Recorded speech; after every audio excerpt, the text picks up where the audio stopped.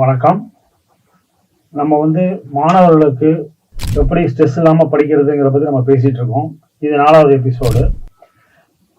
Acute stress அதை பற்றி நம்ம பேசியிருக்கோம். அதே மாதிரி கிரானிக் ஸ்ட்ரெஸ்ன்னு ஒன்று இருக்குது.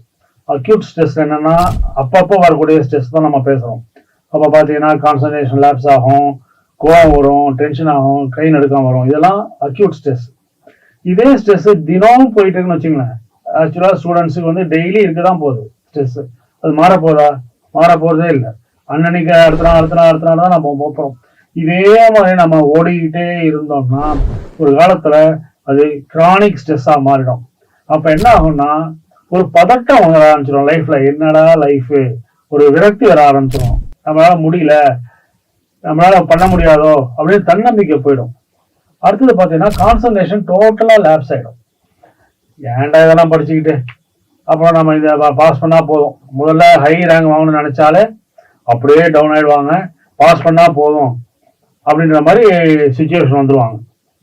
அடுத்தது பார்த்தீங்கன்னா செத்து போயிடலாமா அப்படின்னு தோணும்.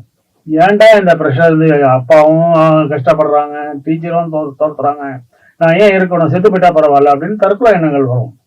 அப்புறம் பயம் வரும். யாரை பார்த்தாலும் ஒரு பயம் வரும்.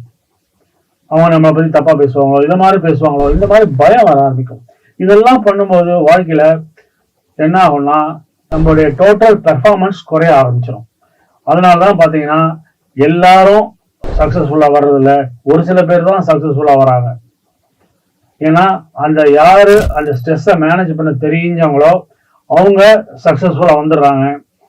யாருக்கு தெரியலையோ, யாருக்கு அந்த கெப்பாசிட்டி இல்லையோ அவங்க பேக் அடிச்சிடுறாங்க. இதை ஓவர் கம் பண்றதுதான் எபிசோட நம்ம பண்ணிட்டு இருக்கோம். அடுத்த எபிசோட்ல நம்ம பேசுவோம்.